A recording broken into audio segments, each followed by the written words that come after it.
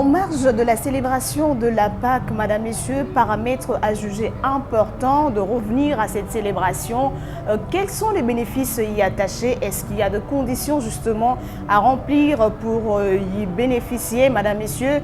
Ce sont là des questions qui trouveront justement des réponses dans cette émission que j'ai l'honneur de co-présenter avec Nico Kassanda à mes côtés, que je m'en vais saluer. Bonsoir Nico.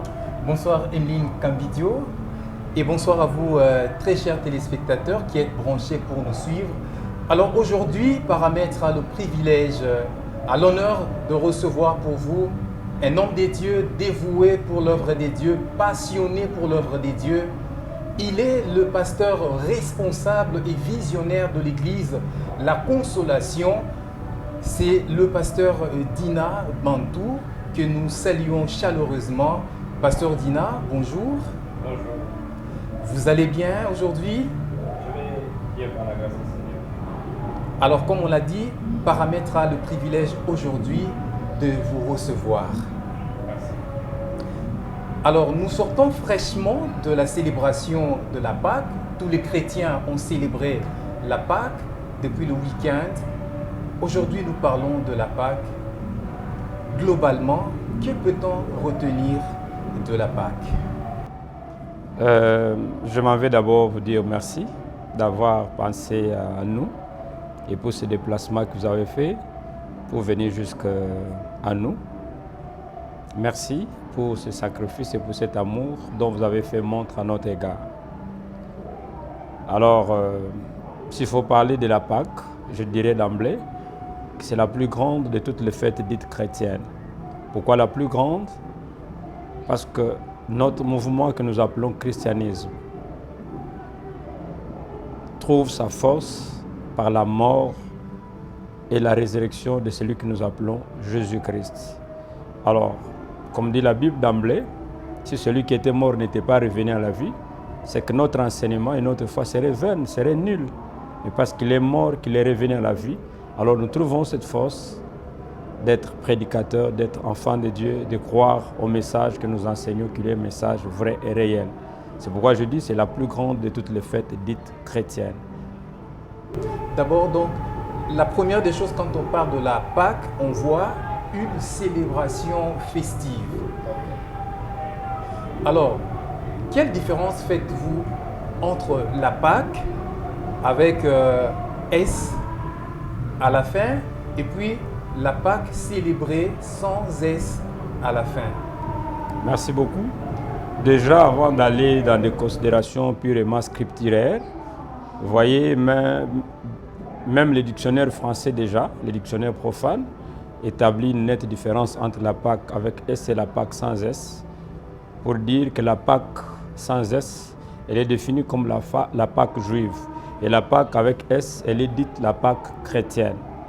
Alors, s'il faut aller dans des considérations beaucoup plus scripturaires en tant que chrétien, vous voyez, la Pâque juive, elle représente pour les Juifs comme étant leur indépendance. Pendant 4 siècles, ils étaient en captivité, ils étaient en esclavagisme en Égypte. Et pendant ce temps-là, ils étaient en train de prier les dieux de leur père pour qu'ils leur viennent à la rescousse ou encore en aide, les sortir de cette situation. Et après toutes les tentatives, bien sûr par la personne que Dieu avait choisie comme libérateur qui est Moïse, toutes ces tentatives, Moïse pouvait faire en voyant Pharaon, ça n'allait toujours pas. Les cœurs de Pharaon étaient restés durs, vous ne pouvez pas les laisser partir. Jusqu'à ce qu'on arrivera au dernier numéro, j'appelle ça comme ça. Dieu lui-même, il dit dernière cartouche. Pourquoi j'appelle ça dernière? Parce que vous voyez toutes les précautions que Dieu lui-même avait prises. C'est comme si cette fois-là, il était rassuré que ce numéro-là n'allait plus rater. Il dit à Moïse, vous allez tuer un agneau, mâle bien sûr, et puis cet agneau devrait être mangé en famille. Si votre famille elle est trop petite, c'est alors qu'on devrait associer le voisin. Et puis le sang devrait être appliqué dans les linteaux pour servir de signe. Lorsque l'ange détecteur devrait passer, quand il verrait le sang, alors il allait voir que là-bas se trouvait un juif, un enfant d'Israël. Il allait les épargner. Vous voyez ça? Alors, quand Dieu les a sortis, Ça, c'est devenu la plus grande même des fêtes chez les Juifs, ou encore l'événement le plus marquant de leur histoire. Et chaque année, une fois l'an, ils devraient célébrer cela, comme si c'était leur indépendance qu'ils étaient en train de fêter. À la différence de la fête dite chrétienne, donc la Pâque chrétienne, donc avec S, c'est que nous célébrons à notre ère. Elle est différente, pourquoi? D'abord, je m'avais vite en besoin de vous dire que la Pâque chez nous, en principe, ne devrait pas être célébrée une fois l'an, comme chez les Juifs. Ça devrait être célébré en principe, chaque fois que nous devons penser à la mort et la résurrection de notre Seigneur Jésus, on devrait célébrer la Pâque. Mais pasteur, la question se pose en fonction de quoi l'on choisit la date de la célébration de la Pâque. Voilà, ça c'est aussi. Bon, vous voyez quand même, il faut admettre que la Bible n'a pas qu'une dimension spirituelle, elle a aussi une dimension scientifique. Vous voyez? Donc, au fur et à mesure que le monde est en train d'évoluer, ou encore les gens ont évolué avec l'histoire de l'Église, il y a des événements marquants sur base desquels on pouvait quand même se référer et faire des calculs pour dire, voilà, cette année par exemple, cette fête plutôt sera célébrée, c'est vrai, au mois d'avril, mais en telle date. Parce que la Bible n'a pas qu'une dimension spirituelle, elle a aussi une dimension scientifique. Et il y a des dates qui sont restées historiques, et parce que c'est la même vie que nous vivons, on peut se référer sur base des événements et puis faire des calculs. C'est comme ça. Est-ce que vous êtes aussi d'avis de chrétiens qui disent que la Pâque, c'est la plus grande fête que les chrétiens peuvent célébrer comparativement au Nouvel An? Oui, je suis d'avis, ou encore je m'inscris en vrai par rapport à cette thèse.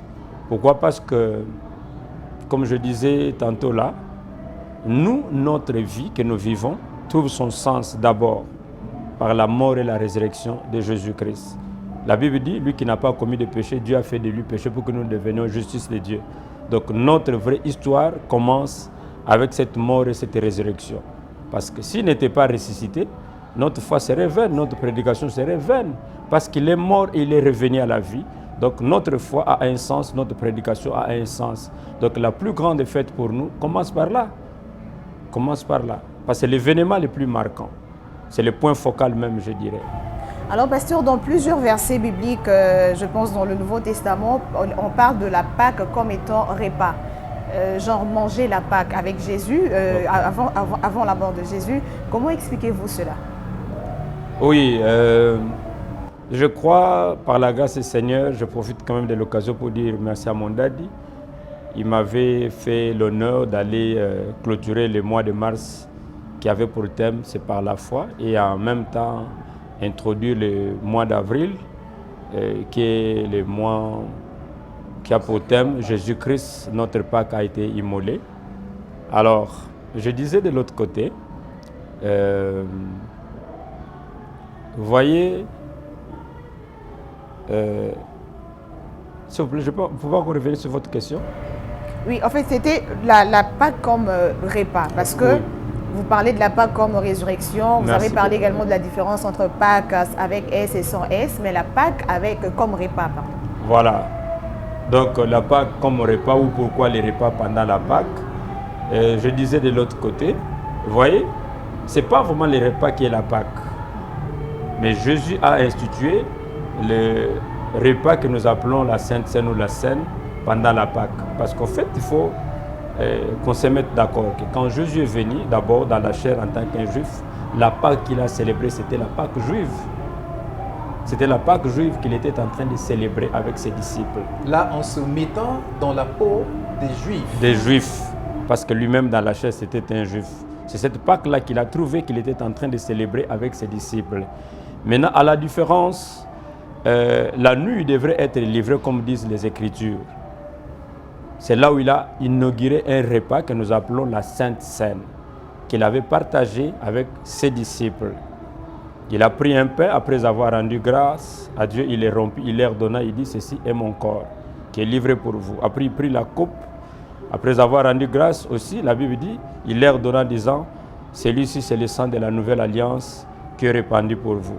Vous voyez, c'est pendant cette fête-là de Pâques juive qui célébrait avec ces juifs qu'il a introduit les repas que nous appelons la Sainte Seine. Est-ce que ce repas est indispensable?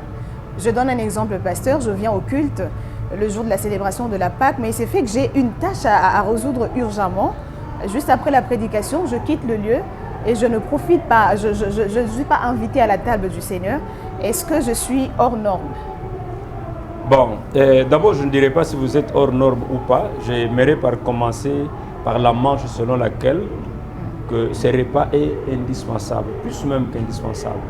Parce que je comprends mal, vous êtes fils d'alliance, fille d'alliance, un enfant de Dieu, vous êtes chrétien, que puissiez vous abstenir de ne pas manger la chair et ne pas boire le sang. Lui-même, il était en train de vanter ça avant même d'organiser que son corps était la vraie nourriture et puis son sang était les vrais breuvages et nous devrons manger, nous devrons boire.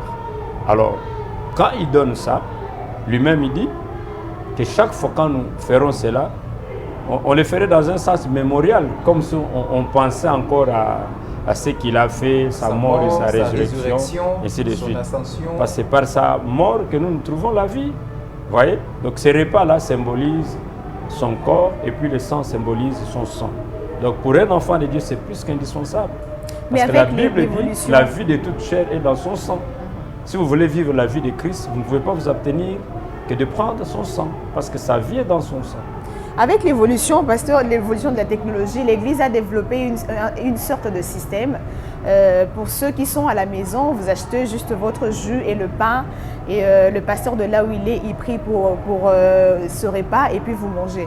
Est-ce que ça a vraiment de l'impact par rapport à la personne qui était sur place, qui a mangé ce que le pasteur leur a donné? Je vais vous dire qu'il n'y aura aucune technologie qui va remplacer l'Église.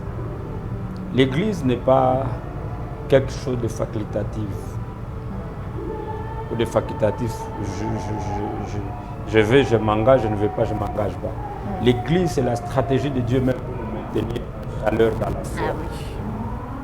Rien ne peut remplacer l'Église. Rien. Quelles que soient les occupations, un enfant de Dieu doit toujours s'efforcer à trouver un espace de temps d'être à l'Église. Parce qu'il y a des bénédictions que Dieu nous accorde quand nous sommes à l'Église. C'est vrai, quelquefois ça peut arriver, s'il y a des raisons valables qui font que vous ne soyez pas là 1 ou 2 jours, mais si ça devient une habitude, vous dites, bon, moi je n'ai pas le temps d'aller communier, toujours pour la Sainte Seine compris pour moi au loin, là ça devient très compliqué. Mais je crois que ça peut arriver 1 ou 2 fois, 3 fois même, tout dépend. Pour des cas de maladie, par exemple? Oui, cas de maladie, par exemple, ou peut-être il y a un autre dossier qui a fait que vous n'êtes pas en mesure de pouvoir vous déplacer. Mais sinon, faites toujours un effort de trouver un espace de temps de vous retrouver à l'Église. Parce que l'Église, c'est la stratégie de Dieu pour nous garder en chaleur jusqu'à ce qu'ils reviennent. La Bible dit, tous ceux-là qui croyaient, le Seigneur les a ajoutés à l'Église. Alors, pasteur, est-ce qu'il y a-t-il un rapport entre naître de nouveau et la prise de ce repas-là? Voilà. J'ai répondu aux questions d'une de vos consoeurs aussi. Je peux même citer le nom, la sœur Nathalie Atatama, qui est venue nous voir aussi ici. Il faut admettre que sur le plan ecclésiastique, je parle de l'église locale, il y a, je ne voudrais pas appeler ça des lois, il y a peut-être des règles ou sinon des lois qui régissent les églises locales. Dans certaines communautés, quand vous allez par exemple, on va vous dire quelqu'un qui n'a pas été baptisé par immersion ne peut pas prendre part à ces repas. Ou encore une femme qui, je ne sais pas, deuxième bureau ou quoi, là on vous dit qu'elle ne peut pas monter à la table du Seigneur. Un enfant non plus n'est pas autorisé. Il y a des règles comme ça, il y a des lois sur le plan ecclésiastique. Je ne voudrais pas d'abord m'engager dans ces débats-là. Mais aussi, je crois que sur le plan prophétique, chaque enfant de Dieu, celui qui croit au Seigneur Jésus comme son Seigneur et Sauveur qui lui donne sa vie, avec baptême par immersion ou pas encore, on peut lui donner la Sainte Seine. Je parle de l'aspect prophétique sans créer de polémiques sur le plan théologique. Je parle toujours de l'exemple selon lequel les enfants d'Israël, lorsqu'ils devraient sortir de l'Égypte, cet agneau-là que Dieu avait instruit, la Bible dit qu'ils devraient manger dans toute la maison, dans toute la famille. Il n'y a pas vraiment un texte qui nous montre qu'on devrait donner aux grandes personnes, pas aux petits enfants. Même les enfants ont mangé. Il suffisait que vous soyez seulement un juif ou encore un enfant des Hébreux. Ils ont tous pris. C'est l'aspect prophétique que je vois. Et je crois sincèrement aussi que du côté prophétique, il est possible, même quelqu'un qui n'est pas encore passé par les eaux du baptême, pour les besoins de la cause, on peut le faire monter sur la table du Seigneur. Alors, pasteur, j'aimerais que vous puissiez éclairer la lanterne de nos téléspectateurs, des chrétiens qui nous suivent. En parlant justement de la Pâque, on fait en même temps allusion à la sortie des enfants d'Israël en Égypte. Et lorsque on vient dans le Nouveau Testament, on nous parle de la résurrection de Jésus. Mais pensez-vous pas que cela prête quelquefois à confusion? Voilà. Je vais expliquer ça en termes clairs. N'oubliez pas que la Bible dit que le salut vient premièrement des Juifs. Pourquoi il y a toujours cette comparaison? Parce que l'histoire de la Pâque ne commence pas avec nous. Parfois, pour bien comprendre une chose, il faut toujours jeter un coup d'œil, comme on dit, vers ses origines. Parce que la Pâque a commencé avec les Juifs et que les Juifs ont célébré la Pâque. C'est par là que nous disons toujours que pour eux, ils célébraient leur sortie de l'Égypte. Parce qu'on ne peut pas parler de la Pâque directement, commençant par nous, sans quand même qu'on ait un regard par le passé, comment c'était célébré. Un regard historique. Un regard historique. Et je crois même c'est des raisons pour lesquelles il y a des sciences qui nous permettent, avant d'interpréter un texte de la Bible, de faire ce qu'on appelle l'exégèse. Donc chercher à comprendre ce que l'auteur a voulu dire par rapport à ce texte avant qu'on l'applique chez nous aujourd'hui. Pour les enfants d'Israël, c'était la sortie de l'Égypte, c'était leur indépendance. Parce que tant qu'ils étaient esclaves en Égypte, ils ne parleraient pas de tous les miracles que Dieu a fait faire au milieu de ces peuples après. Donc ça, c'était devenu l'événement le plus marquant de leur histoire. Mais pour nous aussi, en tant qu'enfants de Dieu, nous disons qu'il n'y a pas meilleur que ce que Jésus a fait, donner sa vie et verser de son sang pour nous racheter. C'est comme si notre histoire commençait par là. Vous voyez? C'est comme si notre histoire commençait par là. Parce qu'au fait, quand vous parlez de la nouvelle naissance, naître de nouveau, ce n'est pas qu'on rentre encore, comme a dit Nicodème, en posant cette question à Jésus dans les ventre de sa mère et renaître. Non, non. Dire, parce que j'accepte Jésus comme mon Seigneur et Sauveur, et que ce Jésus-là vient en moi, c'est considérer que je commence une nouvelle vie. Je suis maintenant une nouvelle personne. Alors, parce que cette nouvelle vie-là, qui fait de vous une nouvelle personne, commence avec la personne de Jésus. C'est pourquoi nous disons que c'est par la mort et la résurrection de Jésus que nous trouvons l'essence véritable par rapport à notre foi et à notre vie. Donc, alors, je pense qu'il n'y a aucune raison qu'une confusion soit prêtée là. Alors nous poursuivons. Est-ce qu'il y a-t-il de prérequis, de conditions à remplir justement pour entrer dans les bénéfices de la Pâque? S'il y a une condition pour entrer dans le bénéfice de la Pâque, la plus grande condition, je dirais, acceptez Jésus comme votre Seigneur et Sauveur. Parce que si les bénéfices que nous procure la Pâque, vous êtes en dehors de la foi, vous n'êtes pas en Jésus, comment vous allez tirer tous ces bénéfices-là? S'il y a une condition, hormis peut-être les considérations d'après les confessions, les tendances, mais moi, à mon humble avis, j'estime, la plus grande condition, c'est de donner sa vie au Seigneur Jésus, accepter Jésus comme son Seigneur et Sauveur. S'il devient votre maître et vous devenez son enfant, tous les bénéfices liés à la Pâque deviendraient vos bénéfices à vous. Et donc là, la nature adamique que nous avons héritée dans la chair ne joue pas. Là, ça, on ne regarde pas ça. Voilà. D'abord, il faut admettre aussi que la raison pour laquelle Jésus est monté sur la croix, je ne sais pas si je vais vite en besoin par rapport à vos préparations, nous racheter aussi cette nature. Mais on entend quand même, même les non-chrétiens disent « Ah, aujourd'hui c'est la Pâque, je vais quand même prier. » Mais lorsque vous suivez de près sa vie, sa communion, c'est quelqu'un qui n'a jamais accepté Jésus-Christ comme son Seigneur, mais il est quand même parti prendre part à cette célébration. Et même ceux qui se font appeler de chrétiens, mais lorsque vous suivez la vie de près, comme quelqu'un qui dirait il a accepté Jésus comme sauveur et non comme Seigneur. Que doit être la vie d'une personne qui a véritablement accepté Jésus comme Seigneur et comme sauveur? Merci beaucoup. Je ne voudrais pas d'abord que nous puissions voir des choses d'après les réalités de notre environnement. Et moi, je suis beaucoup plus basé sur les vérités scripturaires. Parce qu'il est vrai aussi qu'on constate entre la vérité et la réalité de ce qu'on vit qu'il y ait une marge au milieu. C'est possible. Vous voyez, par exemple, quand nous disons accepter Jésus comme son Seigneur et Sauveur, il y a des gens qui trouvent ça plus facile, plus léger. Est-ce que c'est suffisant accepter Jésus comme son Seigneur et Sauveur, lui donner sa vie? Ils trouvent comme si cela n'est pas suffisant pour devenir enfant de Dieu. Mais si cela n'est pas suffisant, qu'est-ce qu'il faut encore de plus? Si cela n'est pas suffisant. Partons des bases scripturaires. Quand quelqu'un accepte Jésus comme son Seigneur et Sauveur, parce qu'en fait, l'accepter comme votre Seigneur voudrait dire il devient le maître qui contrôle, qui dirige. Il devient votre maître qui contrôle, qui dirige. Vous ne pouvez pas l'accepter comme votre Seigneur et Sauveur et continuer à conduire votre vie vous-même. Ce n'est pas faisable.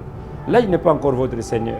Et là, vous conduisez votre vie comme si vous n'avez pas de modèle. Comme si vous n'avez pas de modèle, comme si jusque-là, vous-même, vous étiez le maître de votre vie. Non, non, non. Les enfants de Dieu ne vivent pas comme ça. Ça sont des choses peut-être que nous remarquons dans notre société par rapport aux réalités. Bon, quelqu'un qui dit qu'il a accepté Jésus comme son Seigneur et Sauveur, mais qui continue à être maître de sa propre vie. Ce n'est pas comme ça que ça devrait se passer. Moi, je vois des bases scripturaires. Quand quelqu'un accepte Jésus comme son Seigneur et Sauveur, il devient son maître, c'est lui qui le dirige, c'est lui qui le contrôle. Donc sa volonté est soumise plutôt à la volonté du Seigneur. Alors, j'ai encore écouté ce que vous avez dit par exemple.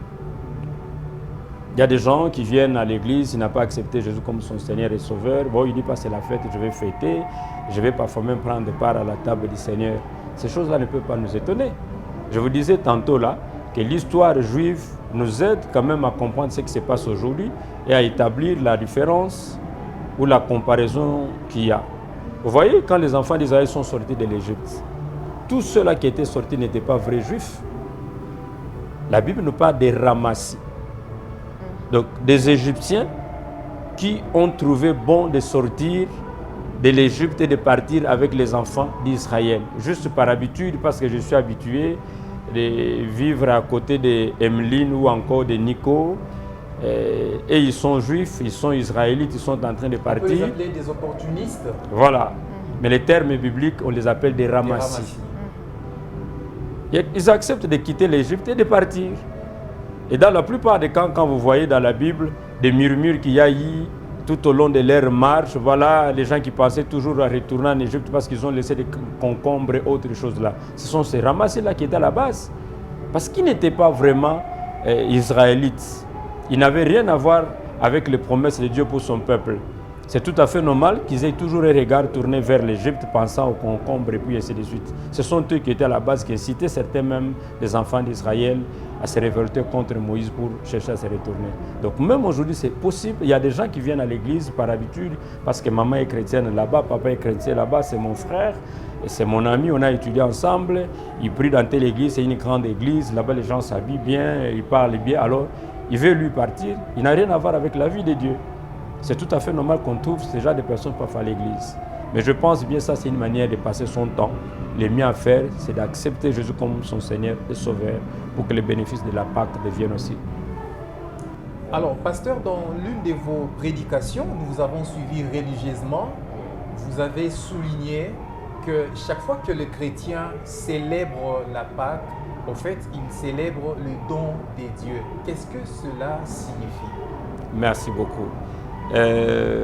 Célébrer les dons de Dieu voudrait dire... Bon, laissez-moi d'abord ouvrir une parenthèse. C'est tout à fait normal. Jésus est le don de Dieu pour le salut de l'humanité. Le Saint-Esprit est le don de Christ pour nous en tant qu'Église. Et les dons que nous appelons les dons du Saint-Esprit, de parler en langue, de prophétie, autres, là sont les dons du Saint-Esprit. Donc Jésus est le don de Dieu pour le salut de l'humanité. Mais Jésus a fait comme dans l'Église. Le Saint-Esprit, c'est pourquoi il a dit, il est avantageux que je m'en aille. Si je ne pars pas, l'autre consolateur ne viendra pas. Et quand je serai parti, je vous enverrai un autre consolateur. Qui a fait cette promesse? C'est Jésus. Il nous a envoyé le Saint-Esprit. Il a dit aux disciples, ne partez pas encore, ne sortez pas, restez sur place jusqu'à ce que viendra celui que je vous ai promis, le Saint-Esprit. Donc c'est comme ça qu'il faut comprendre ça. Quand je dis Jésus, c'est le don de Dieu que nous célébrons. Parce qu'en fait, parce que le péché nous a séparés de Dieu. Et que Dieu, par son amour, voulait encore nous sauver et nous réconcilier avec lui. Le seul moyen que Dieu avait, c'est nous donner ou de nous envoyer son Fils. Et celui que Dieu a envoyé, pour nous, c'est celui que j'appelle les dons de Dieu. Alors, pasteur, c'est une question qui dérange un peu parce qu'on se dit Dieu est capable de tout. Il pouvait passer par d'autres moyens. Comme quelqu'un qui dit Alina il pouvait faire autrement, mais Jésus se dépouille de l'honneur qu'il avait, il se fait chair, il vient mourir. Pourquoi seulement la mort? Y avait-il pas d'autres moyens? Parce que Dieu est capable de tout. Voilà. Je reviens toujours à mes interventions à Bandal. Je peux avoir ramassé ces histoires-là et dans mes interventions. Et puis ce sont des questions que les gens se posent souvent. Pourquoi Dieu ne pouvait pas prendre un autre moyen? Les textes que j'ai donnés, Hébreux chapitre 4, verset 15, la Bible dit, nous n'avons pas un souverain sacrificateur qui ne puisse compatir avec nous. Sinon celui-là qui a été tenté en toutes choses, ayant vécu sur cette terre, dans la chair humaine comme nous, tentant toutes choses. Il a souffert des choses dont nous avons souffert. C'est alors qu'il peut bien compatir avec nous. Imaginez-vous un Dieu invisible, inconnu, qui veut nous sauver de manière, je ne sais pas, mystérieuse. Dieu est capable, il a tous les moyens, il n'est pas limité. Je pense que ce salut-là n'allait même pas être bien compris. Parce que la réponse au problème de l'homme, c'est l'homme. La réponse au problème des serpents, j'ai dit, c'est les serpents. La réponse au problème d'argent, c'est l'argent. Vous voyez, les enfants d'Israël dans le désert, lorsqu'ils étaient mordus par des serpents brûlants, comme on les appelle, Dieu dit à Moïse, tu vas prendre un serpent d'airain que tu placeras sur une potence. Quiconque sera mordu par les serpents, lorsqu'il regardera le serpent d'airain, alors il sera guéri de sa morsure. Vous voyez ça? Ça, c'était une préfiguration. C'était une préfiguration. C'est comme ça, dans l'évangile, il est dit, comme Moïse éleva le serpent d'airain dans le désert, il faut que le Fils de l'homme soit élevé de même. Donc, ces choses-là, c'était comme des signes annonciateurs qui annonçaient la réalité qui allait s'accomplir en Jésus. Et la Bible dit, il y a un seul Dieu, mais aussi un seul médiateur entre Dieu et les hommes, à savoir Jésus-Christ homme. Pourquoi on précise Jésus-Christ homme? Ça signifie celui-là qui était venu comme un homme dans la chair humaine, qui a souffert des choses que les humains souffrent. Parce qu'au fait, vous ne pouvez pas compatir avec quelqu'un qui est en train de souffrir si vous n'avez jamais connu sa souffrance. Jésus devrait venir comme un homme dans la chair humaine, qui souffre des choses dont nous souffrons. C'est alors qu'il pourra être un bon souverain sacrificateur qui compatit avec nous, qui connaît les réalités humaines. Quand tu parles de la faim, il en a connu. Si vous êtes insulté, il a déjà été insulté. Il peut bien vous comprendre. Vous voyez? Donc il est venu dans cette forme-là humaine, parce qu'il est venu comme les dons de Dieu, comme je l'ai dit là, pour sauver les humains. Alors il fallait qu'il se mette dans la peau des humains, qui connaissent ce que les humains connaissent chaque jour. C'est alors qu'il pourra bien compatir avec nous. Il est mort, il est ressuscité. Et j'ai encore dit de l'autre côté. Sinon, s'il était juste venu comme ça, là, et il proclame le salut et puis il rentre au ciel, il n'allait même pas être le Seigneur des vivants et des morts. Il fallait par sa mort qu'il aille là-bas récupérer même la clé du séjour des morts pour qu'il devienne le Seigneur des vivants et des morts. Quels sont les bénéfices? Alors, partant des textes des Écritures, je peux épingler plusieurs bénéfices de la mort et de la résurrection de Jésus. Entre autres, je parle de la justification. La Bible dit, lui qui n'a pas commis de péché, on a fait de lui péché pour que nous devenions justice de Dieu. Quand je parle de la justice de Dieu, ça, il est question de l'imputation. Vous voyez, sur le plan scientifique, lorsqu'on parle de l'imputation, ça signifie on prend la valeur qui est dans un compte là, qu'on impute à un autre. Vous voyez? Donc on crédite dans le compte de... Voilà. Donc, ce n'est pas quelque chose qui vous est donné de façon méritoire. Vous n'avez pas mérité, nous n'avons pas mérité. Mais juste nous avons cru, et parce que nous avons cru, une justice nous a été imputée. Lorsque Dieu nous regarde maintenant, il nous regarde comme juste. des personnes innocentées, des personnes justifiées. Et il y a des termes que j'aime bien quand je parle de la justification. Permettez-moi, peut-être vous allez trouver ça comme une répétition, j'en ai parlé, j'en parle encore, mais je ne vais jamais me fatiguer de ça. Mais ça me permet quand même à bien comprendre les réalités de ce que nous sommes bénéficiaires. Vous voyez, quand quelqu'un a été reconnu coupable, après le procès, bien sûr, il est jeté en prison, il sait qu'il doit écoper par exemple une peine de 10 ans, 12 ans, 20 ans, ou peut-être moins que ça. Le seul moyen pour lui de sortir de cette prison-là, c'est peut-être après avoir purgé sa peine, ou encore il aura besoin d'une amnistie, d'une autorité supérieure qui prend par exemple la mesure d'amnistier certaines personnes qui ont été reconnues coupables et condamnées. Alors celui-là, il aura besoin de l'amnistie. Quand son nom est repris sur la liste, on dit voilà, il a été amnistié. Donc, on a eu pitié de lui par l'autorité suprême. Mais pour nous, ce que Jésus a fait, la Bible ne parle pas de l'amnistie. La Bible parle de la justification.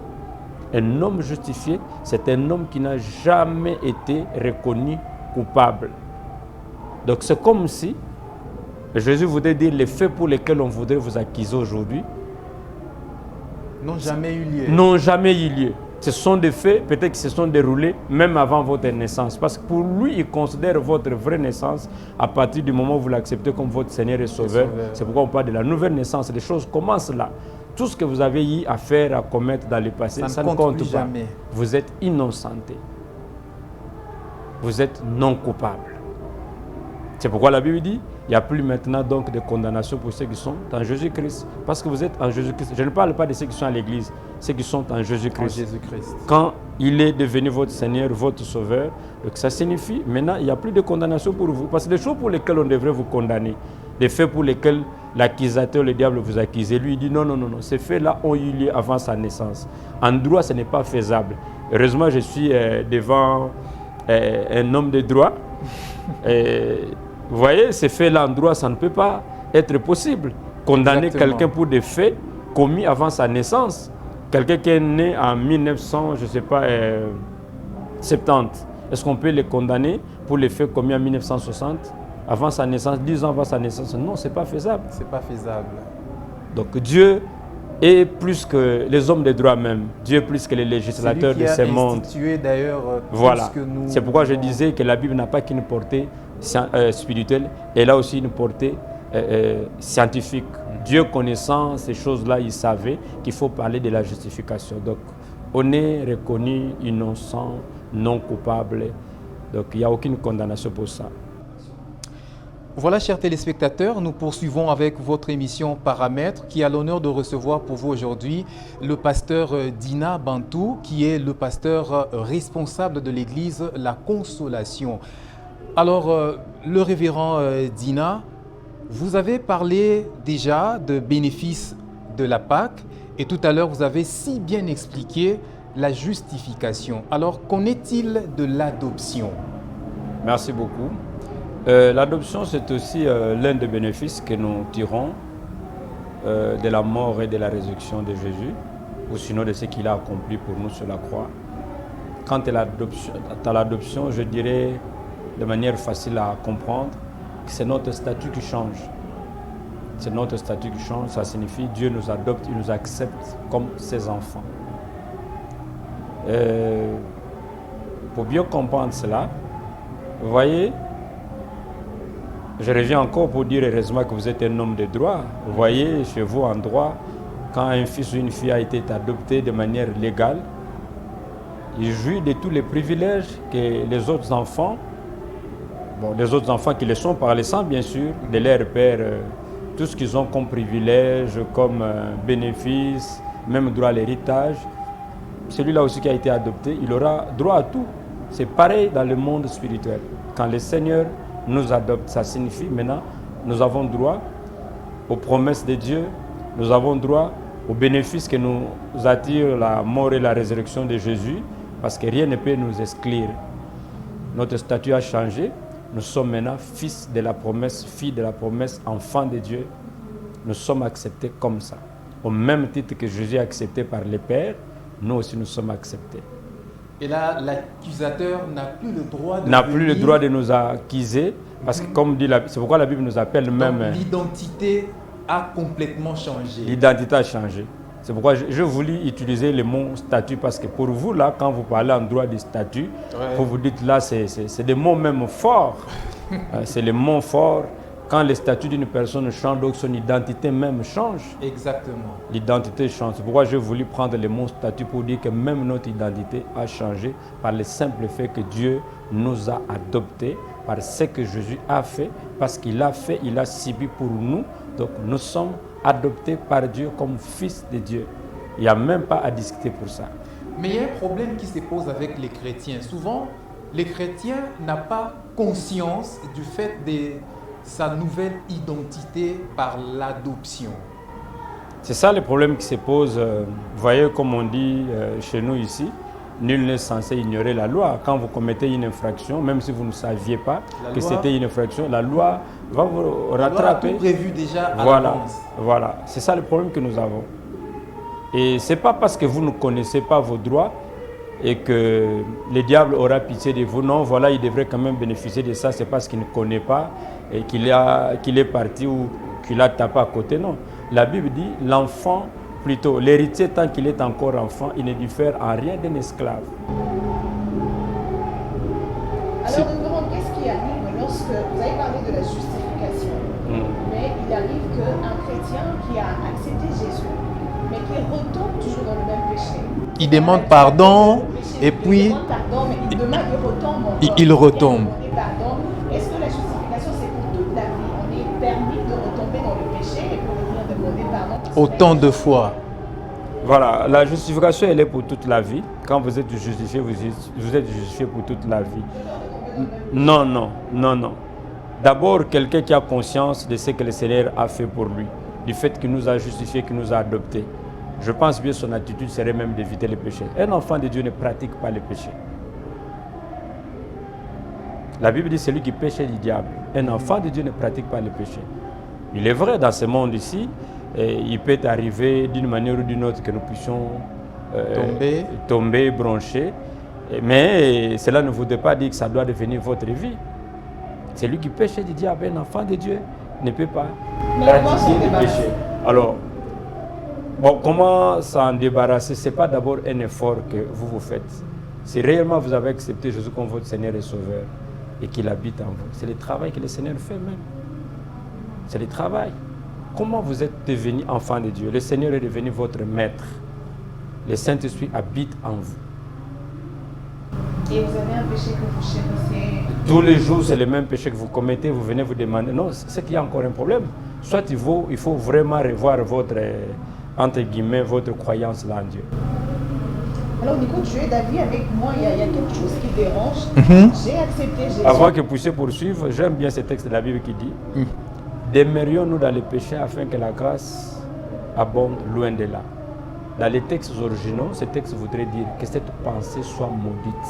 Cette pensée-là, de penser ou de croire, parce que nous avons été justifiés, nous sommes adoptés, Dieu nous a pardonné, je peux continuer à vivre dans la vie de péché. La Bible dit que cette pensée-là soit maudite. Un enfant de Dieu, c'est quelqu'un qui ne pratique pas le péché. J'utilise bien les mots pratique. Ne pratique pas le péché. Malheureusement, c'est incompris par les chrétiens. Incompris. Oui, peut-être, mais quand même, c'est pourquoi on a tous besoin de grandir dans la foi, de connaître la parole du Seigneur pour qu'on découvre nos privilèges que nous avons dans notre foi à marcher avec le Seigneur. Alors, Emeline, vous parliez déjà de quelque chose là. Pasteur, qu'il y a plus de condamnation pour ceux qui sont en Christ. Mais ce que nous vivons aujourd'hui, tu es d'accord avec moi, c'est tout autre. J'ai accepté Jésus, je suis en Christ, mais c'est comme s'il y a quelque chose qui me condamne. Je suis dans la pauvreté, je suis dans le célibat prolongé, je suis dans la stérilité. Pourtant, les païens mènent une vie aisée, une vie bénie, une vie épanouie. Qu'est-ce qui se passe? Merci beaucoup. Ça, d'abord, c'est l'impression que ça vous donne. Que les païens mènent une vie aisée, une vie épanouie. C'est l'impression que ça vous donne. D'abord, il faut ne pas confondre que le bonheur, la paix, l'épanouissement n'est toujours pas défini de la même manière chez tout le monde. Vous voyez, quand vous avez besoin d'une maison, vous pensez, le jour où vous aurez la maison, c'est alors que vous deviendrez maintenant en paix et vous aurez le bonheur. Mais il y a des gens qui ont 2, 4, 5, 6 maisons, mais qui se sentent Ils n'ont jamais malheureux, vécu ce bonheur. qui n'ont jamais vécu ce bonheur. Le bonheur ne se définit pas de la même manière chez tout le monde. Non. Il y a des choses que vous avez. Peut-être que d'autres personnes que vous enviez, mais plus et ils envient ce que vous avez. Ils se disent s'ils étaient à votre place, ils seraient heureux, ils seraient dans le bonheur. Je doute fort qu'on parle de païens qui mènent une vie de bonheur, qui sont heureux, et ainsi de suite. Parce que vous n'êtes pas à leur place, vous ne savez pas ce qu'ils endurent. Là, c'est juste l'impression que ça donne, sur l'aspect C'est extérieur. C'est l'impression que ça donne, l'aspect extérieur. Nous qui sommes pasteurs, nous recevons parfois des cas, vous parlez avec des personnes, vous voyez, il roule carrosse, mais quand il vous parle de son problème, vous avez vite pitié de lui. Pitié. Pas très longtemps, je partageais un témoignage ici d'une jeune dame, elle est ingénieure de formation, elle roule dans une belle voiture, mais elle porte des pampers. Elle dit chaque fois quand elle a envie de faire le petit besoin, elle ne peut pas se retenir pendant 1 minute. Vite, ça sort. Elle a été voir tous les médecins, mais aucune solution n'a été trouvée, parce que l'affaire est purement spirituelle. Elle est ingénieure de formation, mais sa mère l'a livrée, l'a vendue à autre chose. Mais si vous voyez cette jeune dame rouler carrosse comme ça, là, elle est ingénieure, elle construit une maison là-bas, vous allez dire voilà si j'étais à sa place. Non. Le bonheur, ce n'est pas d'abord l'impression que vous avez, des choses que vous regardez de côté. Le bonheur se vit d'abord dans le cœur. Mais révérend, on sert quand même le Et Seigneur. oui, On par sert le rapport, Seigneur. oui. Toutes ces choses sont peut-être pas très importantes, mais elles sont quand même, elles ont une importance capitale. D'ailleurs, la Bible le dit, la mort du testateur a été constatée. Donc, tout ce que la Bible me dit, tout ce que la Bible me promet, j'ai le droit de l'obtenir. Mais qu'est-ce qui m'empêche d'obtenir? Merci beaucoup. Avant que je n'arrive là, j'aimerais revenir sur un fait, parce que vous aviez dit tantôt là, vous voyez, il y a les liens de pauvreté, les liens de célibat, de stérilité. Il est vrai qu'il y a des moments où vous pouvez constater que c'est devenu un problème qui a d'origine ténébreuse. Mais ce n'est pas parce que vous voyez quelqu'un en train de souffrir aujourd'hui. Je ne sais même pas pourquoi je parle de souffrance. Ou peut-être quelqu'un dans le manque aujourd'hui que vous allez vite conclure que cette personne-là, elle est maudite. Non. C'est juste un moment. Ça peut être un moment par lequel il est en train de passer, puis demain les choses vont changer. Vous voyez? Moi, je pense bien que la souffrance a aussi un sens. Par le fait que, ça c'est moi, j'ai l'impression, que la souffrance est le moyen que Dieu utilise pour mettre fin à la souffrance. Donc, la souffrance, c'est le moyen que Dieu utilise pour mettre fin à la souffrance. Quand quelqu'un a déjà souffert et que demain Dieu le bénit, Dieu l'élève, j'ai l'impression que cette personne ne supporterait plus jamais voir les gens autour de lui souffrir. Alors pour Dieu, ça devient une stratégie. S'il faut mettre fin à la souffrance, il faut que quelqu'un passe par la souffrance. Demain, quand il verra le bonheur, il se souciera aussi du bonheur des autres. Parce qu'il ne voudra pas voir les gens souffrir des choses dont il a déjà souffert. Vous voyez? Mais nous, quand vous voyez quelqu'un, bon, peut-être 6 mois, une année, 2 ans dans une souffrance, alors directement on s'est dit, ça doit être un problème spirituel, il est lié. Que direz-vous aujourd'hui, par exemple, de celui qui est le PDG de la chaîne dans laquelle vous travaillez? Quelqu'un qui hier pouvait dormir dans une école sans fenêtre, sans porte. Aujourd'hui, c'est un grand patron. À l'époque, on pouvait croire que c'était une malédiction. Non, mais Dieu était en train d'écrire son histoire avec lui. Donc c'est possible que ça peut arriver, que vous puissiez passer par des temps difficiles. Mais si vous avez foi en Dieu et vous êtes sûr que Dieu vous connaît, vous êtes enfant de Dieu, dites-vous, ça peut être un temps, peut-être c'est une école de Dieu, demain après-demain, ça va changer. Et puis la stérilité. Je m'inscris en faux contre la thèse selon laquelle que chaque cas de stérilité c'est un cas de démon. Non. Parce que dans toute la Bible, toutes les femmes stériles ont fini par enfanter. Et la stérilité dans la Bible n'a jamais été attribuée à Satan. Voyez Anne. Voyez. Qui vous condamne à vivre 30 ans, 35? Qui vous condamne? Aujourd'hui, de nos jours, il n'y a pas de gens qui vivent un siècle. Il n'y a pas de gens qui vivent un siècle. Le problème, c'est ça. Quand vous avez des choses pareilles dans votre tête qui sont devenues comme des tares, qu'à notre époque, ici, on vit 30 à 35 ans, eh bien, c'est à quoi vous pensez, c'est ce qui arriverait. Mais si vous dites non, je ne suis pas condamné à vivre 30 ans, 35 ans. Pourquoi vous vivrez 35 ans? Pourquoi 40 ans? Alors, pasteur, vous avez fait allusion à notre patron qui, hier, vivait dans la misère et après quelques temps, il est devenu ce qu'il est. Et c'est dans cette souffrance-là que Dieu est venu lui visiter. Oui, Dieu l'a béni. Mais lui avait déjà la mentalité tout en sachant qu'il est adopté par Dieu. Et que dire d'autre de ceux-là qui continuent par exemple à se dire « Ah, nga vie na ngeza na ngo kaka boy na ebe kaka ekokoma kaka boy vie na nga kaka boy kaka boy ». Que dire? Ce sont des gens qui prient, qui le disent. Qui prient, oui, ce ne sont pas des païens, ce sont des gens qui prient et qui ont accepté Jésus-Christ dans leur vie comme étant leur Seigneur et leur Sauveur. C'est pourquoi aujourd'hui il y a des enseignements à l'église.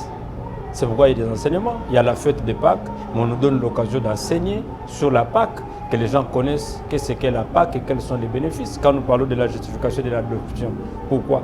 Ce ne sont pas des simples théories que nous développons. Il y a des buts que nous visons derrière ça, que les gens parviennent à la maturité, à la compréhension des choses qui sont pour eux des droits. C'est pourquoi nous enseignons.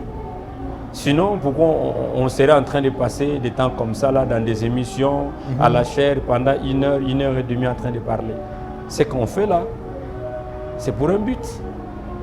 C'est par l'enseignement qu'on réussit à extirper l'ignorance. Et quand par l'enseignement on a réussi à extirper l'ignorance, c'est qu'on parvient maintenant à la connaissance. On sait que Christ est mort, c'est pour un but, c'est pour que moi je sois justifié, que je sois adopté. Et maintenant que je suis justifié, je suis adopté, personne ne peut me condamner encore à vivre dans la pauvreté. Même quand je serai en train de passer par des temps difficiles, je refuserai de croire que je suis condamné à vivre cette situation. Mais je me dis c'est un temps, c'est une période, c'est un passage. Demain les choses changeront. Révérend, nous chutons petit à petit l'importance du sang dans la chrétienté. Parce que quand vous revenez à la Bible, lorsque le Seigneur a demandé à ce que l'on tue l'agneau et que l'on mette le sang dans le linteau. Et vous verrez dans l'arche, Dieu demande à Moïse de verser le sang sur le propitiatoire. Le sang, l'importance du sang dans la vie chrétienne. Oui, l'importance du sang. D'abord, la Bible dit la vie de toute chair est dans son sang. Vous voyez? Et Jésus lui-même, il vient, il nous donne les pains qui identifient à sa chair et puis les vins qui identifient à son sang. Ça a un sens spirituel.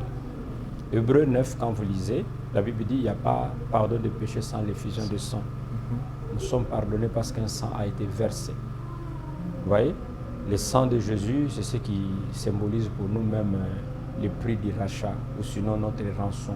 Le sang a une portée spirituelle très très importante.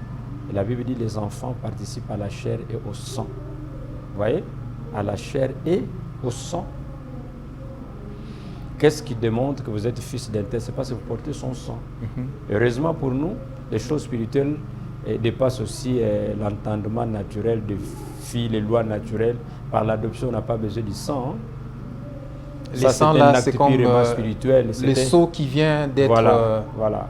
C'était un acte purement spirituel. J'expliquais l'autre jour, vous voyez, quand Jacob rencontre son fils Joseph, il dit, je ne pensais pas te revoir. Mais aujourd'hui, Dieu permet que je te revoie, non seulement toi, mais également tes enfants. Avec les enfants. Et directement, il les adopte. Il dit, ils seront à moi. Vous voyez? Rien que par une simple parole, en tant que patriarche, quelqu'un qui connaissait la valeur des lois spirituelles, il peut déjà prendre ces enfants-là et Manassé et Ephraïm qui deviennent ses enfants, lui dit, seront comme Ruben et Siméon. Vous voyez? Rien que par la parole, parce que la parole a une puissance, la parole a une force. En tant que patriarche, en déclarant ces choses-là, il a su ce qu'il voulait dire. Vous voyez? Le problème aujourd'hui, l'Église néglige un peu plus l'aspect des choses. Quand nous parlons des choses à l'Église, on enseigne, bon, parfois les gens n'ont presque pas envie, ils veulent seulement guérir dans le corps physique. Et pourtant, la parole, elle-là même, quand elle est bien enseignée, bien prêchée, elle apporte non seulement la guérison de l'âme, mais aussi la guérison aussi du corps. Pasteur Dina, après la Pâque, la vie continue. Ouais. Mais quelle attitude le chrétien doit adopter après la Pâque pour préserver les acquis De la Pâque. de la Pâque? Merci beaucoup. Vous voyez, comme disait votre consoeur tout à l'heure, les acquis de la croix ne sont pas pour un temps, ne sont pas pour une période. C'est pour toute la vie. Le Seigneur nous a sauvés, c'est pour toute la vie. C'est pour toute la vie. Alors, si après la Pâque, vous pensez, bon voilà, c'était juste pour le 17, on a célébré la Pâque, je prie la Sainte Seine et puis c'est fini. Je reviens à ma Je vie, reviens à mon ancienne vie. mon ancienne vie. Non, c'est comme si vous ne savez pas ce que vous êtes en train de faire. Considérez ça comme des choses de la vie, c'est pour toute la vie. C'est pour toute la vie. C'est comme quelqu'un qui est allé à l'université, il a étudié, je ne sais pas, 5 ans, il a son diplôme de licence. Après la collation, après la fête, il s'est dit, bon voilà, et ce diplôme ne servira plus à rien, soit je le déchire ou encore... Vous voyez, ça ne se passe pas comme ça. Vous avez étudié, on vous a donné ces papiers-là que vous appelez licence, ça voudrait dire vous êtes autorisé maintenant à aller faire la vie, à aller vivre la vie. C'est ce que veut dire le mot licence. Donc c'est permis. C'est le permis de la vie. Vous êtes permis maintenant de construire votre vie avec ces papiers. Vous voyez? Et ça, c'est pour toute la vie. Donc c'est pareil avec les acquis de la Pâque ou encore de la mort et de la résurrection de notre Seigneur. Ce n'est pas pour un temps, ce n'est pas pour une période. Ne commettez pas cette erreur de dire, bon voilà, la fête est passée, maintenant je reviens sur mon ancienne peau. Non, non. Ce que vous avez eu là, vous les avez eu pour toute la vie. Christ s'est offert une seule fois sur la croix. Il viendra encore mourir pour une deuxième fois. Non. Non. Il viendra au contraire nous prendre pour que nous allions vivre avec lui dans la félicité éternelle. Parce qu'il faut aussi admettre que la vie ne s'arrête pas que sur cette terre. Il y a la vie au-delà de la vie, mais il n'y a aucune possibilité du salut après la vie. Il y a la vie après la vie, mais aucune possibilité du salut après la vie. C'est maintenant qu'il faut accepter Jésus comme votre Seigneur et Sauveur. C'est maintenant qu'il faut accepter les dons de Dieu qui est Jésus qui a été envoyé pour nous. C'est maintenant qu'il faut travailler pour conserver votre salut. Quand je dis travailler, cela veut dire garder les acquis de la Pâque jusqu'à ce que le Seigneur revienne nous prendre. C'est pour toute la vie. Alors, pasteur, parlez-nous de l'église de la Consolation. Vous êtes son missionnaire. Justement, pourquoi la Consolation? Vous avez remarqué que dans le pays, il y a tellement de problèmes, il y a tellement de misère. Donc, mettons la Consolation, justement, pour ceux qui ont problème, qui viennent, justement, pour avoir un peu. Moi, j'ai parlé avec le chef avant d'entrer dans ce plateau. Oui. J'étais en train de dire au chef, est-ce que le pasteur n'a-t-il pas été déçu quelque part? Et puis, il s'est dit, bon... pour me consoler, et puis finalement je viens créer mon église. Et ça, et la Consolation. C'est bien. Bon, ce qui est vrai que chacun de nous a son histoire, et puis le Seigneur ne nous a pas tous rencontrés dans les mêmes circonstances. Vous voyez par exemple, en Israël, les noms représentaient beaucoup. La première prophétie qu'on donnait à un enfant, c'était les noms. Vous voyez, ce n'est pas comme aujourd'hui, peut-être on donne les noms de n'importe quelle manière. Les noms étaient significatifs, c'était même la prophétie, et puis ainsi de suite. Quant à moi, ce n'est pas que j'ai été déçu, quelque part, ou encore par quelqu'un, non. Non. Je me rappelle, si j'ai bonne mémoire, le Seigneur nous a pris un peu trop jeunes, là, on n'a pas connu une jeunesse un peu mouvementée. Non, non, on n'a pas connu ça. Je suis né d'une famille où papa était catholique, maman était protestante. Mais par rapport à mes convictions, je pensais beaucoup plus que ce qui était enseigné à l'église protestante était plus proche de mes convictions que ce qui était enseigné de l'autre côté. Mais toutes les églises sont de bonnes églises et puis rien à voir avec une confession ou une église. C'est comme ça, vite, que je prendrais l'option de suivre maman à l'église protestante. Je me rappelle, j'étais encore en premier ou deuxième secondaire, avoir écrit une lettre anonyme que j'ai adressée au pasteur parce qu'il y a un certain nombre de choses que je n'aimais pas à l'église, à sa manière de faire, et puis je n'étais pas d'accord. Je me permets d'écrire une lettre anonyme demandant au pasteur si on pouvait corriger telle ou telle chose. Et puis le pasteur tomba sur la lettre, il a pris la décision et on a changé les choses à l'église. J'étais tout jeune, si je me rappelle, j'étais en première ou deuxième secondaire. Vous voyez ça? Et puis, un peu plus vite, mon père voulait que je devienne vraiment pour lui quelqu'un de grand, d'important. Et tout cela devrait passer que par les études. Il tenait à moi et puis ainsi de suite. Semble-t-il, il voyait à moi des traits qui me distinguaient plus de mes frères et de mes sœurs. Alors, il n'avait pas tort. Oui, il voulait beaucoup plus investir à moi. Il dit c'est un garçon, il est intelligent à l'école, je veux qu'il aille loin, ainsi de suite. Et bon, malheureusement ou heureusement, je ne sais pas, mon oncle aussi, le frère aîné à ma mère, lui aussi à son tour, il dit non, non, non, moi je sens ce garçon, c'est moi qui peux beaucoup plus le propulser, qu'il habite chez moi et puis c'est moi qui va les suivre. Donc l'oncle voulait que j'habite avec lui, que lui suive mon cursus, alors que papa lui-même aussi, bon malheureusement, vous voyez, il y a des choses parfois avec des familles. Et pour sauver quand même le mariage de ma mère, c'est mon oncle qui en a emporté. Je suis allé habiter avec mon oncle. C'était ici à Maloué quand même. Et puis, une année ou 2 ans après, je grandissais déjà. Donc ma compréhension du Seigneur aussi avait déjà presque changé. Vous voyez, déjà en première ou deuxième secondaire, j'ai écrit une lettre adressée au pasteur pour qu'on change un certain nombre de choses que je n'aimais pas. Le pasteur a pris ça en compte. Et maintenant, là, j'étais déjà, je crois, en 4e des humanités. Donc j'ai aussi déjà pris de l'âge. Et comme par hasard, je vais rencontrer les bien-aimés. À l'époque, on appelait ça CADES, Communauté des Assemblées de Dieu au Zaïre. J'ai dit, bon, comme j'ai changé de milieu, maintenant je suis sur mon oncle, je vais commencer à la prier à l'église des Assemblées de Dieu. C'est comme ça que j'allais. Et puis, trop jeune, mon pasteur m'appelait Timothée le jeune pasteur. Je ne sais pas qu'est-ce qu'il voyait en moi. Chaque fois qu'il me voyait, il me saluait Timothée le jeune pasteur. Il était déjà inspiré divinement. Oui, c'est comme ça là. Donc, bon, il voyait des choses en moi. Plus on évoluait, ce n'est qu'après je me rendrais compte. Chaque fois qu'à l'église, il y avait peut-être des tensions ou des choses. Et mon pasteur voulait plus me céder l'espace, que je sois le prédicateur. Il me disait, toi tu as un message du genre à calmer les esprits, même quand il y a des tempêtes, même quand il y a des vents. Si tu viens avec un message, tu as toujours un message du genre à consoler les cœurs, à calmer les tempêtes.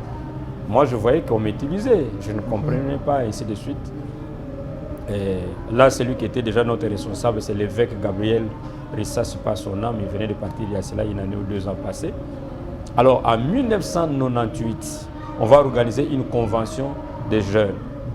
On a appelé ça convention des jeunes leaders. Je n'étais même pas prédicateur, je n'étais même pas orateur de la convention. On m'a juste donné la charge de l'administration. Parce qu'à l'époque, je travaillais encore comme secrétaire de l'église. On m'a dit alors, tu t'occupes de tout ce qu'il y a, administration, ainsi de suite. Alors les orateurs ont prêché pendant cette convention, c'était au 8e mois, au mois d'août. Alors, après cette convention de jeunes, parce que l'église avait cédé les installations aux jeunes, c'était une grande convention, ainsi de suite. Moi, j'étais juste chargé de l'administration. Quand cette activité va passer, la semaine-là qui devrait reprendre, alors, mon pasteur à l'époque, il me dit, voyez, on venait de passer des moments forts avec la convention de la jeunesse, et cette semaine qui s'ensuit là, c'est toi qui prendras la parole, tu vas prêcher à toute l'église. Parce qu'il y a eu des choses, et puis ainsi de suite. La convention des jeunes, il y a eu beaucoup de choses qui se sont passées. Mais moi, je voudrais que toi, là, avec la grâce que tu as, que tu viennes avec le message, comme tu en as toujours du genre, à calmer les cœurs, à calmer les esprits. Et puis bon, c'est ce que lui m'a dit. Alors pendant que je suis allé prier pour préparer mon culte déjà, je devrais prêcher la semaine qui avait suivi là. Pendant que je suis en prière, c'est là où j'entendrai la voix me dire, je suis en 1998, que non seulement que je serai avec toi aujourd'hui, mais je vais aussi te confirmer que je t'ai donné un message de consolation. Okay. Quand j'écoute cette voix-là, je viens, je prêche le message. Oh non, non, c'était un grand succès. Je vais un peu vite. Et puis, bon, un temps après, j'ai compris que Dieu m'a appelé à ce message. 2-3 ans après, je vais aller aux études. Et il y a encore un de mes professeurs qui nous donnait le cours de la pneumatologie.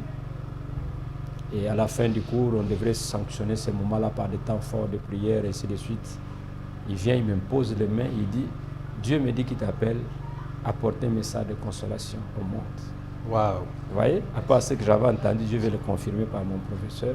Et c'est comme ça, vite, des années plus tard, quand je serai appelé à commencer l'église, à bâtir l'église, je n'avais pas de choix que d'appeler ça l'église de la consolation. Puis du reste, un message aussi qui trouve son fondement dans la parole. L'esprit qui nous a été promis, il a été appelé comment? Esprit De la consolation. de la consolation. Je vous enverrai notre consolateur. Mhm. Donc, c'est un message de l'esprit qui trouve son fondement dans les Écritures.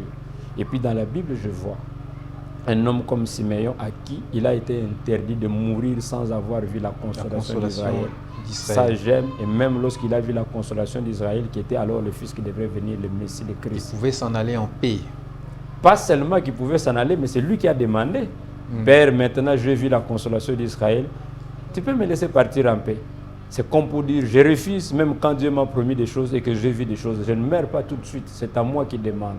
C'est ça le message de la consolation. On ne meurt pas une mort gratuite. On ne meurt pas par sabotage. On accomplit la mission, on voit l'accomplissement des promesses de Dieu, et alors c'est vous qui demandez, Seigneur, j'ai vu ce que tu m'as promis, est-ce que tu peux me laisser partir en paix? C'est l'héritage de cette maison, c'est le message que je prêche. Moi, je reçois cette grâce. Moi Amen. également, je la reçois. Le programme de l'Église. Oui, oui, le programme de l'Église. Tantôt, vous m'aviez dit que je devais dire quelque chose sur la vision, non? Non. Ok. Allez-y. Voilà. La vision de l'Église de la Consolation se résume par ces deux grands facteurs. Façonner une nouvelle race de personnes. Façonner une nouvelle race de personnes pour Dieu sur cette terre. Parce qu'il est possible, tout en étant sur cette terre, dans cette chair ici, de vivre différemment. Où que vous alliez, quoi que vous fassiez, que les gens réalisent que vous êtes dans le monde, mais vous n'êtes pas de ce monde. C'est à cela que Dieu nous appelle. C'est possible. Je m'inspire de ce qui se passe lorsque les parents de Moïse l'ont jeté dans un coffre qu'on l'avait placé auprès du fleuve, au bord du fleuve Nil. Vous voyez? La Bible dit, lorsque la fille du Pharaon est passée par là, on a entendu les cris de l'enfant qui pleurait. Ils ont dit quoi? Que la manière de pleurer de cet enfant semblait aux pleurs des enfants des Hébreux. Des Hébreux. Est-ce qu'il y a une manière de pleurer des enfants des Hébreux et une manière de pleurer des enfants des Égyptiens? Quand un enfant pleure, c'est toujours un enfant qui pleure. Mais pour Moïse, ils ont constaté que la manière de pleurer, les cris là semblaient aux cris des enfants des Hébreux. Donc je me dis, il est possible dans ce monde perverti, pourri, que nous puissions former une nouvelle race, une nouvelle espèce de personnes pour Dieu. Et c'est le travail que nous faisons. Personne ne peut me faire croire, voilà, le monde est pourri, le monde est perverti, personne n'échappera, tous on va finir de la même manière. Non, non, non, non. Il y a des gens que Dieu distingue et qui distinguera toujours. Des personnes qu'on appelle les restes. Un reste caché. Voilà, ça, vous faites allusion à ce qui s'était passé à l'époque d'Élie, les prophètes.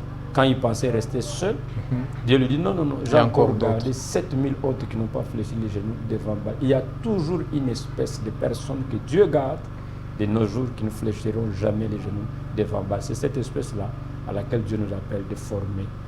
Et la deuxième chose, c'est de révéler la vraie nature de cette espèce de personne. Parce que si vous formez cette espèce de personne-là, au milieu des mondes tels qu'ils se présentent là, et que ces gens-là ne se manifestent pas, les gens ne vont pas remarquer. Il faut révéler la vraie nature cachée de ces personnes-là. C'est pourquoi la Bible dit, la nature soupire et attend avec un ardent désir la révélation des fils de Dieu, des fils au pluriel. Donc, il est possible. Donc vous inculquez à ces personnes-là des valeurs propres. Des valeurs déjà à se distinguer où qu'ils aillent, quoi qu'ils fassent. Qu'ils sachent que nous sommes dans ce monde, mais nous appartenons à un Dieu, nous appartenons à un peuple, nous appartenons à une alliance. Et je dis des éléments qui doivent se manifester partout où vous. Et pour y arriver, donc pour accomplir cette vision, il y a des valeurs sur lesquelles on se base. Ces valeurs, c'est ce qu'on appelle ailleurs des devises ou encore valeurs fondamentales. Et en fait, une valeur fondamentale ou des valeurs fondamentales, ce n'est pas ça vraiment la vision. Mais c'est les moyens qui vont vous permettre d'atteindre cette vision-là. Vous voyez, c'est comme la voiture a été faite pour rouler avec le carburant, mais le carburant n'est pas la voiture. Mais le carburant a été fait pour rouler avec du carburant. Donc les valeurs que j'enseigne, ce sont des moyens qui vont me permettre d'atteindre la vision de ce que tu m'as communiqué. Alors, pasteur Onusilia, c'est déjà la fin. Quelqu'un qui veut qui opte pour la consolation comme église d'attache, quels sont les programmes? Oui, nous prions chaque mardi. De 17h jusqu'à 19h30, nous avons un culte d'enseignement que nous appelons agneau familial. Donc là, je prends le temps d'enseigner et puis par moment, je laisse le temps même aux gens de répondre aux questions pour éviter l'ignorance, comme on disait tantôt là, des choses qui sont destinées aux enfants de Dieu, mais que les gens ne connaissent pas, que ce sont nos droits, ce sont nos bénéfices. Alors, des choses dont vous ne connaissez pas, que ce sont vos bénéfices à vous, comment vous allez en bénéficier. Je laisse parfois le temps que les gens posent des questions, puis je prends mon temps d'enseigner. Sauf si on a un programme peut-être spécial, séminaire ou quoi. Mais sinon, le culte du mardi, nous appelons ça agneau familial. Je prends mon temps d'enseigner, je peux répondre aux questions. Et chaque jeudi aussi, de 17h jusqu'à 19h30, nous avons un culte dénommé Jeudi miracle, jeudi de puissance, rendez-vous de victorieux avec le Seigneur Jésus-Christ. Donc des temps forts de prière et de déclaration prophétique, parce que nous croyons aussi, à part tout ce que Dieu nous a promis, qu'il y a un diable qui est à côté, qui combat les enfants de Dieu, qui combat les familles pour que les gens n'entrent pas en possession de ce qui leur a été promis, en leur montrant les réalités de ce monde. Toi, tu veux vivre, je ne sais pas, heureux, alors que le monde est pourri. Comment tu ne vas pas y parvenir? Si tu ne fais pas comme tout le monde, tu ne vas pas arriver. Alors, je viens maintenant avec la grâce de Dieu, au moyen de l'onction, de la puissance, des cultes de puissance et des déclarations prophétiques, des temps forts de prière. Et puis, c'est comme ça qu'on oblige le ciel à agir sur terre. Et le dimanche, de 7h30 à 10h30, nous avons notre grande célébration. Alors, pasteur, on est déjà à la fin, la Pâque est passée, mais au fond là-bas, il y a un chrétien qui est désespéré par les événements, quoiqu'il ait accepté Christ comme Seigneur et Sauveur. Quel conseil lui donner en ces instants? Pour chaque enfant de Dieu qui se dit la Pâque est passée, il est là-bas, qu'est-ce qu'il doit s'attendre? C'est ça la question? Oui. Oui. Donc, il est désespéré. Désespéré. Heureusement que vous êtes à l'église de la Consolation, que je prêche le message de la Consolation, le message d'espoir. Le contraire de la consolation, c'est la désolation, n'est-ce pas? C'est pas ça? Quand quelqu'un est désolé, c'est alors qu'il a besoin de la consolation, n'est-ce pas? Consolation. Alors, quand quelqu'un est désespéré, il a besoin de la consolation. Et je vous annonce que c'est un message qui touche toutes les couches. Toutes les couches. Personne ne peut s'épargner et dire, bon, il n'a pas besoin. Non, non. Vous voyez même des grandes parcelles, il arrive des moments, la grille ne s'ouvre pas, mais il arrive des événements qui font parfois que cette grille-là s'ouvre. Oui ou non? Bien évidemment. Que même le propriétaire de la parcelle, il a besoin de Il n'a pas besoin d'inviter forcément les gens. Vous voyez? Donc c'est pour dire, dans la vie, il y a toujours des choses qui arrivent pour lesquelles les gens ont toujours besoin de ces messages. Et je suis en train de dire à quelqu'un qui est désespéré, je ne sais pas à cause de quoi, peu importe ce qui est arrivé dans votre vie, Dieu est capable de vous relever. Nous-mêmes, nous sommes une preuve de ce que Dieu était capable de faire. Vous voyez, je parlais de l'Église, mais je n'ai pas parlé de mon témoignage.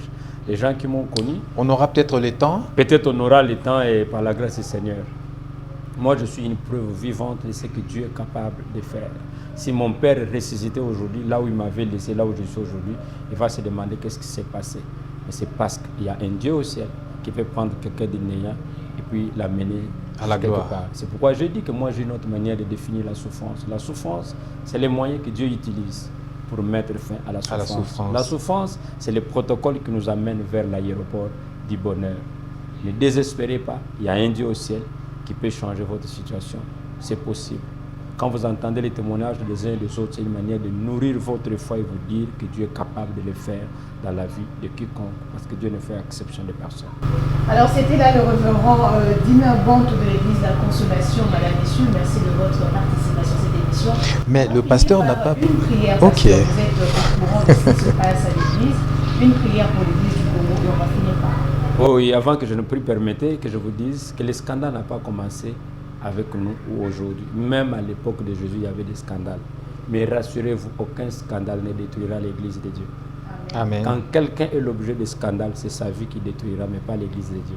Le Seigneur a dit, même les portes de séjour de mort ne peuvent pas prévaloir contre son église. Rien et personne ne détruira l'église de Dieu. Même quand les gens disent les scandales partout, nous sommes fatigués, on n'a même pas envie d'aller dans des églises, c'est faux. Il y a des scandales au boulot, mais vous continuez à aller au boulot. Parfois même, c'est votre promoteur de votre société, de votre firme qui a été à la base du scandale. Mais vous ne fuyez pas le travail, vous allez travailler. N'est-ce pas ça? Pourquoi Bien les dit. gens vont sécher les églises parce qu'il y a des scandales à l'église? Les scandales, il y en a toujours eu, même à l'époque de Jésus. Même à l'époque de l'apôtre Pierre, même à l'époque de l'apôtre Paul, il y a eu des scandales. Mais ce n'est pas à cause d'un cas isolé que les gens vont sécher l'église. Et dimanche, je prêchais à l'église et je dis ceci. Si vous arrivez comme par mégarde, par inadvertance, que vous puissiez vous blesser sur un de vos doigts, est-ce que vous allez prendre une bande et bander tous les doigts? Non. Ou bien c'est seulement le doigt là qui est blessé? C'est seulement le doigt qui est Le blessé, doigt n'est-ce qui est pas? blessé. Alors, c'est comme ça. Pourquoi dire que tous les pasteurs sont pareils, toutes les églises sont pareilles? Non. Dieu a toujours un reste caché qui garde fidèle à lui. De deux, on ne refuserait jamais d'utiliser un couteau parce qu'un jour on a été blessé. Ce couteau-là qui vous a blessé un jour, demain vous aurez encore besoin de ce même couteau pour un autre besoin, pour un autre travail. Si vous avez été déçu quelque part, ne dites pas que c'est le Seigneur qui vous a déçu. Non, le Seigneur a encore des serviteurs, a encore des servantes, a encore des églises. Faites confiance au Seigneur et fréquentez l'église. On va prier. Seigneur Dieu d'amour, que l'honneur et la gloire te reviennent pour tout ce que tu fais et tu as encore fait pour nous.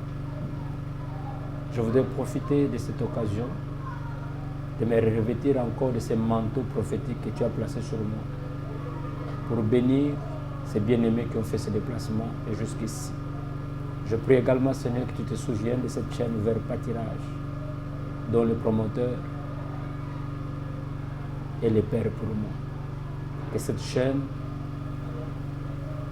aille toujours de l'avant.